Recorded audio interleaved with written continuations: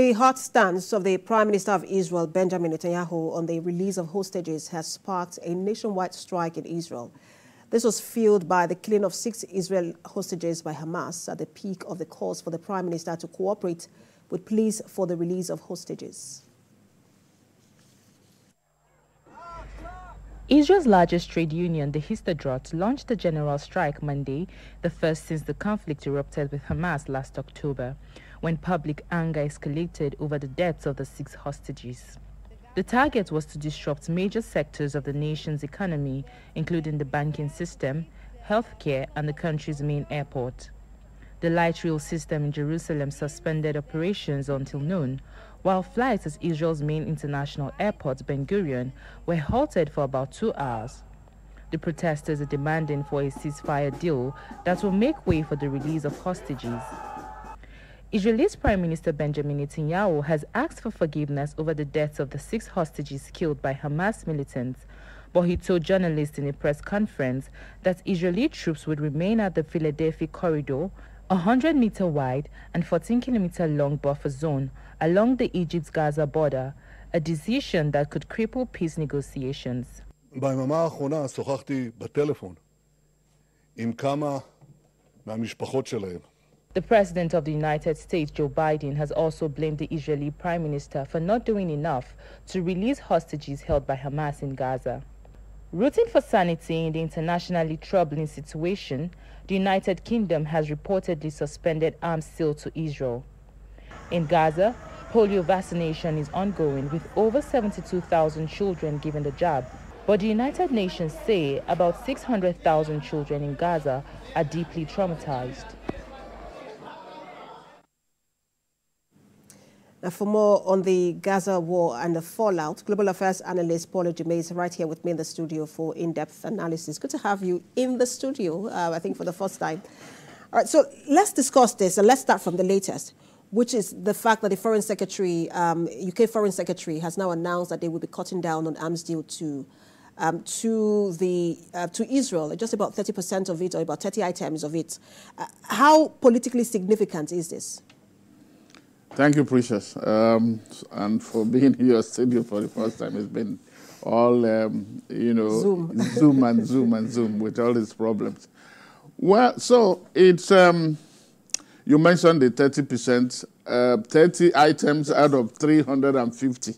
So let's get the context. So it's not much, and if you also know that Britain is only given, what they are contributing is less than 1%. So it's more, you know, tokenism or symbolism, but it's also to tell the Prime Minister Netanyahu that he cannot continue to have his way. I think the general opinion is that there has been some excessive response to what Hamas did, you know, with on October 7th. That is more than 300 days ago. And then on the other side, on that day, it was reported that 1,200 Israelis were killed. But on the other side, they are also reporting some 40,700. And the civilian, look at the civilian, you know, humanitarian crisis, you know, havoc that has been wreaked there. So I think that there comes a time when you have to listen to public opinion. Even the court, you know, the ICC, because of that, has also put, you know, is now trying to investigate the Prime Minister and his defense chief, plus 3 Hamas leaders. You know, so these are the issues that you need to take in context. But he's having his way. He's, what is it called, like an outlaw, because the Americans can only talk. That is because of the very powerful Israeli lobby in the U.S. that attempts to be holding whoever is going to be president of America, just is more or less subordinated to that. They need to loosen that shackle and listen to the rest of the world, because you cannot continue with the havoc that is happening. But if the concern is that some of these weapons will be used in violation of international humanitarian law, and then, like you just rightly said, the UK only contributes just about 1% or less of arms deal or supply or arms supply to Israel. Has that concern, because it's not even about all the 350, just about 30 items of it, has that concern been addressed in any way? By whom? By, or what? No, I think, like I said, it is just the world trying to do something or say something to a man who appears to be having his way, you know, all through, which is unfortunate, because it is only Israel that can get away with a lot of things. They are not obeying any international treaty. UN does not exist as far as they are concerned, and so on and so forth. Because America will tell you, they will, even the Biden that is now saying that Netanyahu is not doing enough, will tell you that America will have their support to the hilt. So you can see the hypocrisy and then the inconsistency that now he is exploiting. Remember that this is somebody who he has used this war as a smokescreen to continue and then prevent or delay his trial, because this is somebody who is facing trial for corruption. So as long as the war goes on, but look at the protests against him, you know, by tens of thousands of Israelis. Because what he's doing, what is the end game? Will this continuation of the fight lead to the release more of the hostages are being killed? And you have about 101 or so left, about 66 that you can actually say are still alive. So, and these are, they have families, and the families are saying, agree to a ceasefire so that those who are alive can come home. Let's tie all of this together, because you've mentioned three significant things. Yes. One of them is the protest. You also touched on the pressure he's facing in his cabinet. Yes. And the probe he has now opened. And then the comments coming from U.S. President. Those are, you know, pressure from three different angles. Yeah. But in terms of his response to the ceasefire deal, what do you think his position would be when you look at all of this pressure? Well, I think he still thinks that he can have his way, because America, and unless and until America garners the muscle to be able to do something really dramatic, or the world, and I don't see anybody that Israel will respect, only America, because they are the ones supplying the bulk of, you know, the weapons. And so if you cut the supply line of those weapons, then he will think again. But as long as you are talking, saying one thing, you know, because in one breath, you are saying he's not doing enough. But, okay, do something drastic and dramatic to say, listen, if you don't do this, because they are negotiating this ceasefire with Qatar and Egypt. He's not even part of it. So, and you say, when he gets to be involved, when they now get to involve him, he will throw another, you know, spanner in the works.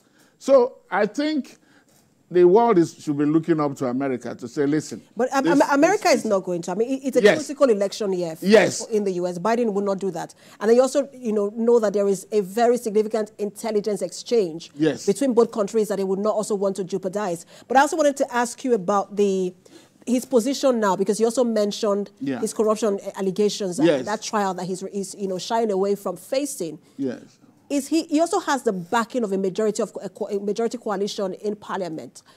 Is he racing against time? What does this mean for his positioning in Israel? Well, he's a political hawks, so he's not going to. There are the liberals, those who can, but those ones are also looking at what will happen if they come down so to the point, because the idea is that it is either go and finish, Hamas or nothing else. But you cannot, because like a snake, you cut the head and then they grow from somewhere. And so he should have understood that. Who are the people that are suffering are the innocents, those who do not even have anything to do with it. But they tell them, well, why did you allow those terrorists to leave? But they don't have a choice, because they are also victims. So, and that is what he should have looked at. So for him, it is until really America strikes or does something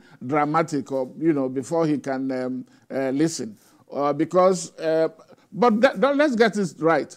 Whoever comes is not likely going to. Maybe there'll just be a slight change because it is a policy. Kamala Harris even has more leverage here than Trump has always been a Benjamin Netanyahu ally. Yes. If he wins that election, then he's going to be. he has a leeway and a freeway. So, but can the world continue? Just stand aside and look as until we get maybe 50,000 or how many?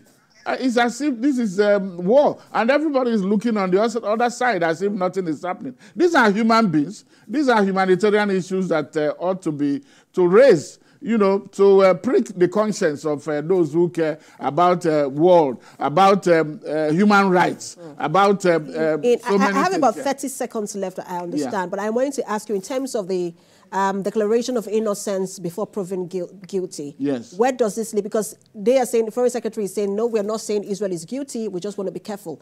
But in eyes of the world right now, where does this leave Israel in terms of perspective? I think they have lost face. They have lost a lot of their friends. But their key ally is America.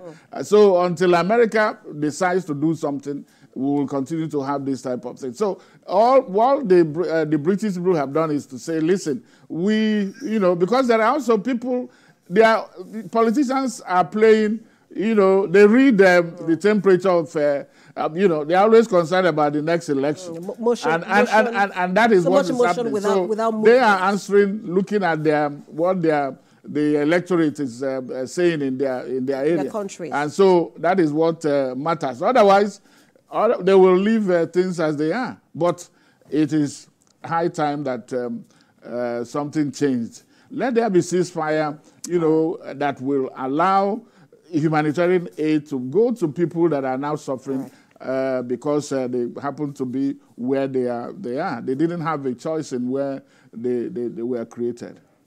I mean, a lot to talk about, but thank you so much for your time and thank you for coming to the studio. Global Affairs Analyst Paul Ejimi. Thank you for having me.